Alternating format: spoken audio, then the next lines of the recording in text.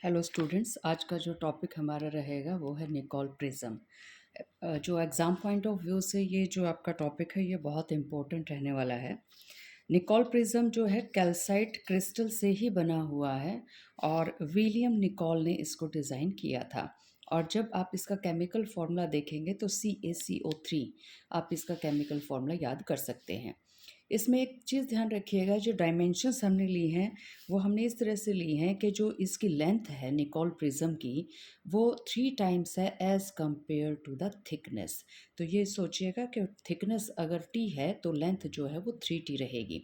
और जो स्ट्रक्चर है कैल्साइट क्रिस्टल का वो आपका रोम्बोहेड्रल था स्ट्रक्चर, और रोम्बोहेड्रल स्ट्रक्चर के अंदर हमारी तीनों साइड्स जो है A = B = C रहती है, तीनों साइड्स इक्वल हैं, तीनों एंगल भी इक्वल हैं। लेकिन ये ध्यान में रखिएगा ये तीनों एंगल 90 डिग्री के इक्वल नहीं रहेंगे, तो एंगल आपके 90 डिग्री के इक्वल नहीं है। नेक्स्ट जो हम यहाँ पे देख रहे हैं कि यहाँ पे 3 फोल्ड सिमेट्रिकल रोटेशन सिमेट्री को फॉलो कर रहा है। इसका मतलब जब आप रोमोहेड्रल स्ट्रक्चर में से एक सिमेट्रिक एक्सिस पास करेंगे तो वो जो सिमेट्रिक एक्सिस है उसमें आप जब उसको घुमाएंगे तो घुमाने पर आपको 3 बार ऐसा लगेगा कि जो आपका क्रिस्टल स्ट्रक्चर है उसकी जो पोजीशन है, उसकी जो ओरिएंटेशन है उसमें कोई चेंजेस नहीं आए हैं। For example let us consider कि हमारे पास कोई भी यहाँ पे रेक्टेंगुलर फिगर है या फिर आप ट्रायंगुलर फिगर भी कंसीडर कर सकते हैं। तो मान लीजिए कि मैंने एक स्क्वायर कंसीडर कर लिया है। अब इस स्क्वायर में मैं मान लीजिए कि ये जो इसका सेंटर है इसके ऊपर एक्सिस ऑफ रोटेशन, यहाँ पे एक्सिस ऑफ रोटेशन कंसीडर कर रही हूँ, और मैंने जो है 90 डिग्री से ये जो आपको साइड नज़र आ रही है, let us consider this side is AB। तो मैंने AB तो मैंने वैसे आपको नाम लिखने वैसे बताने के लिए दिखा दी है, लेकिन क्रिस्टल्स में तो आप साइड्स का नहीं पता लगा पाएंगे।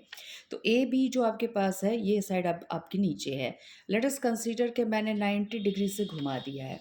अगर 90 डिग्री से घुमा दिया तो अब मेरे पास देखिए दूसरी साइड नीचे की तरफ आ गई, AB ऊपर चली गई। लेकिन क्रिस्टल स्ट्रक्चर में तो एटम्स की अरेंजमेंट होती है, मॉलिक्यूल्स की अरेंजमेंट है, तो आपको ये नहीं पता चलेगा क्योंकि ये एटम कॉर्नर वाला बिल्कुल वही है जो आपके पास A और B के कॉर्नर एटम पे है।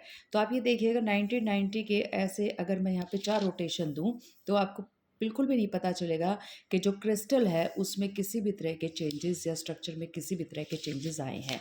तो एक स्क्वायर की आपके पास 4 फोल्ड सिमेट्रिक जो है रोटेशनल सिमेट्री होती है।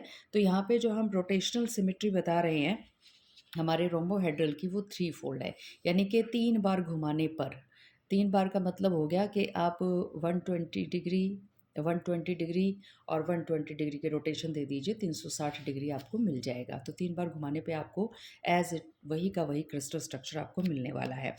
यहाँ पे जो आपका याद कीजिएगा कि हमने जो है प्रिंसिपल सेक्शन बनाया था। प्रिंसिपल सेक्शन में एक एंगल आपका 71 डिग्री का बना था। अब हमने क्या करना है, उस 71 डिग्री वाले एंगल को भी थोड़ा सा ग्राउंड करके किसके ऊपर लेकर आना है, 68 डिग्री के ऊपर लेकर आना है। यानी कि आप अपने क्रिस्टल स्ट्रक्चर को उस साइड से थोड़ा सा रब करके या फिर कट करके किसी भी तरह से 71 डिग्री का जो एंगल है कहाँ पर ले आइएगा, 68 डिग्री के ऊपर ले आइएगा। ये हमने काम कर दिया है। अब ये करने के बाद क्या कीजिएगा कि जो आपका बाकी का जो एंगल बचा है 68 डिग्री के बाद जो नेक्स्ट आपके पास बचेगा 180 डिग्री में से आप माइनस कर देंगे, तो जो आपका एंगल बचेगा वो एंगल जो आपके दो आमने सामने के अपोजिट एंगल जो पैरेललोग्राम के बचेंगे उसके अलोंग अपने इसको कट कर दीजिएगा क्रिस्टल स्ट्रक्चर को। तो इसका मीनिंग समझिए ये क्या कहा जा रहा है यहाँ पे। हमने 68 डिग्री का ये एंगल ले लिया पैरेललोग्राम का, जो प्रिंसिपल सेक्शन है वो वैसे 71 डिग्री था, लेकिन हमने क्या किया ग्राउंड कर करके इसको 68 के ऊपर ले आई। ये एंगल भी आपके पास कितने का हो गया, आपका 68 का हो गया। ये जो आपका बड़े वाला ऑप्ट्यूज एंगल है, इस ऑप्ट्यूज एंगल पर आप क्या कर दीजिएगा, पूरा का पूरा इसको 2 पीसेस में यूँ परपेंडिकुलर इसको 2 पीसेस में डिवाइड कर दीजिएगा, तो 2 पीसेस आपको मिल जाएंगे। अब दोनों पीसेस को आप क्या कीजिएगा, एक अडहेसिव से, अडहेसिव का मतलब जैसे कि फेविकोल होता है, तो यहाँ पे जो अडहेसिव हमने लिया है वो लिया कनाडा ब्लेसम। तो केमिकल है आपके पास कनाडा ब्लेसम। तो यहाँ पे कनाडा ब्लेसम से हमने इन दोनों पीसेस को दोबारा से क्या कर दिया है, कनेक्ट कर दिया है। तो पहले आपने कट करना है, परपेंडिकुलर यूँ यूँ काटना है आपने, दो पीसेस बन जाएंगे आपके।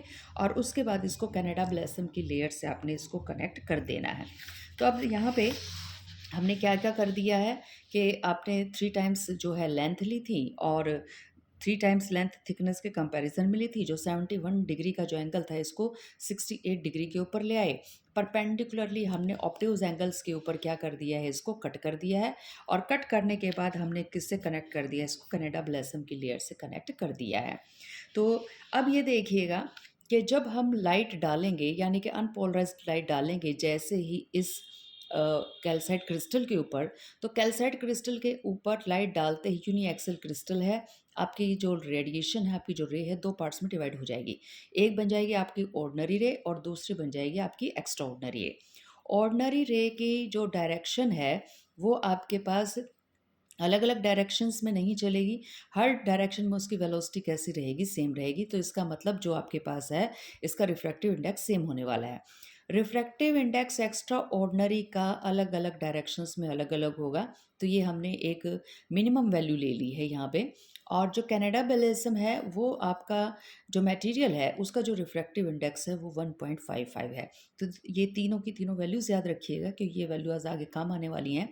1.66 याद कीजिएगा, म्यू नॉट है ऑर्डिनरी रे के लिए।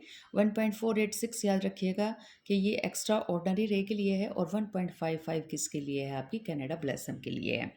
तो यहाँ पे देखिए कि अब हुआ क्या है, जैसे ही हम यहाँ पे इंसिडेंट रे डालेंगे, तो ये देखिएगा ये इंसिडेंट रे हमने डाल दी। तो इंसिडेंट रे हम किसको कह रहे हैं, हम हमारी नेचुरल लाइट को इंसिडेंट रे कह रहे हैं। वो आपकी अनपोलराइज लाइट है। अनपोलराइज लाइट जैसे ही क्रिस्टल के अंदर एंटर करेगी तो एक पार्ट आपका यहाँ चला जाएगा जिसको आप एक्स्ट्रा ऑर्डिनरी रे कह रहे हैं, और एक पार्ट रे का यहाँ पे चला जाएगा। तो आपकी जो इंसिडेंट रे है दो पार्ट्स में स्लिट हो गई है। तो एक आपका पार्ट बन गया है आपका ऑर्डिनरी रे, और एक बन गया है आपका that is your extra ordinary रे। ऑर्डिनरी रे जाएगी, आपकी जो इलेक्ट्रिक फील्ड है ऑर्डिनरी रे की वो जाएगी इस पेज से बाहर और अंदर की तरफ, यानी कि इलेक्ट्रिक फील्ड यूँ वाइब्रेट करेगी। इसको आपने डॉट से इंडिकेट कर दिया है। जो एक्स्ट्रा ऑर्डिनरी रे है वो इस पेज के ऊपर ही वाइब्रेट करेगी, तो इसको हमने पैरेलल लाइन से इंडिकेट किया है। अब याद कीजिएगा कि जो एक्स्ट्रा ऑर्डिनरी था उसके लिए जो आपका रिफ्रैक्टिव इंडेक्स था वो था 1.486, और कनाडा ब्लेसम का जो था वो है 1.55। तो आप क्या कर रहे हैं, रेयरर मीडियम से डेंसर में जा रहे हैं, और फिर डेंसर से उतने ही रेयरर में आ रहे हैं। तो लाइट आपकी लगभग इतनी, जहाँ पे जितनी डिफ्लेक्ट हुई थी that is towards the normal, उतनी ही वो आके क्या कर जाएगी, अवे फ्रॉम द नॉर्मल। तो आपकी लाइट सीधी की सीधी एक्स्ट्रा ऑर्डिनरी रे आपको मिल जाएगी। अब आपके पास यहाँ पे ऑर्डिनरी रे के साथ क्या हो रहा है कि ये लाइट यहाँ पे इस तरह से डाली गई है कि ये जो आपका एंगल ऑफ इंसिडेंस बनेगा दैट इज़ योर नॉर्मल। तो ये बना आपका एंगल ऑफ इंसिडेंस। ये एंगल ऑफ इंसिडेंस आपका क्रिटिकल एंगल से ज़्यादा का बन जाता है। और एंगल ऑफ इंसिडेंस अगर क्रिटिकल एंगल से ज़्यादा का हो जाए तो रे आगे जाने की बजाय उसी मीडियम के अंदर रिफ्लेक्ट कर जाती है। और इस फिनोमिना को आप 12th में पढ़ चुके हैं। इस फिनोमिना को नाम दिया करते हैं हम टोटल इंटरनल रिफ्लेक्शन। तो टोटल इंटरनल रिफ्लेक्शन के फिनोमिना से आपकी ऑर्डिनरी रे यहाँ चली गई है। तो इसको हम ब्लॉक भी कर सकते हैं। ये वाली साइड आप क्या कीजिए, ब्लैकन कर दीजिए, पॉलिश कर दीजिए, तो अब्जॉर्व हो जाएगी आपकी ऑर्डिनरी रे। तो आउटपुट में आपको क्या मिल रहा है, एक्स्ट्रा ऑर्डिनरी रे मिल रही है। तो अनपोलराइज लाइट को हमने किस में चेंज कर दिया है, पोलराइज लाइट के अंदर चेंज कर दिया है with the help of double refraction phenomena. तो यहाँ पे इस चीज़ को हम इस तरह से एक्सप्लेन कर सकते हैं।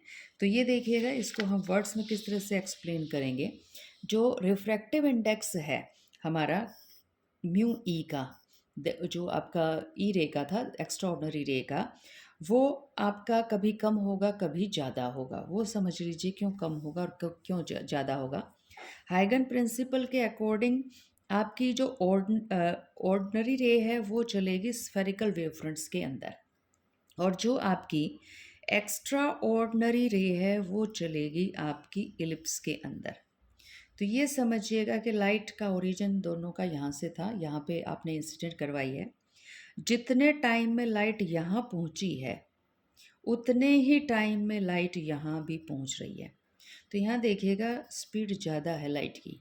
तो स्पीड अगर ज़्यादा है तो इसका मतलब एक्स्ट्रा ऑर्डिनरी के लिए रिफ्रैक्टिव इंडेक्स क्या हो गया है, कम हो गया है। ठीक है।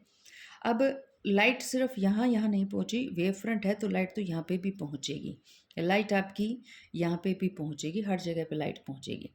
इस केस में देखिएगा, यहाँ पे जब आप इसको बनाएंगे तो यहाँ पे उतने ही टाइम पे लाइट यहाँ पहुँच रही है और उतने ही टाइम पे लाइट यहाँ पहुँच रही है। तो अब की बार जो है लाइट यहाँ पे डिस्टेंस कम ट्रैवल कर रही है और यहाँ पे ज़्यादा ट्रैवल कर रही है। तो अब की बार आपका म्यू ई बड़ा हो जाएगा म्यू नॉट से।